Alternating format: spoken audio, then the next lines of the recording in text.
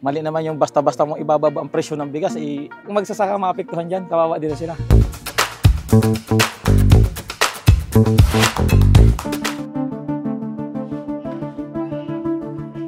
20 kilo ng bigas. Posible nga ba? Ano sa tingin niyo yung kailangan mangyari para umabot sa 20 ang kilo ng bigas? Siguro kung bababa nila mga fertilizer niyan sa mga palayan, yung mga gastos sa mga pagbubukid, bababa yan. Pero kung mas mataas yun, malabo waring mangyari bumaba. Kung ibababa nila lang yung kababa, 20 ang presyo, tapos ang mga gamit sa palayan isang sako, 1,000, wala na magatanim siguro. Parang niloko mo na yung sarili mo nun.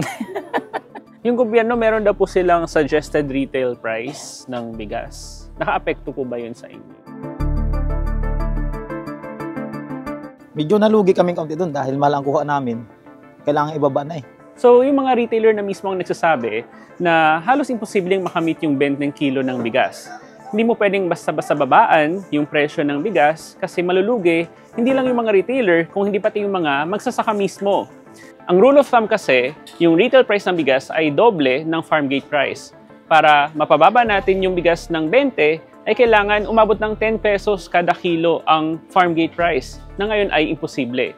Unless taasan natin ang productivity ng rice agriculture dito sa Pilipinas. At yan ang impact sa everyday life ng ekonomiya. Sa ulitin, ituloy po natin ang usapan sa Money Chat Room ng Rappler Communities app.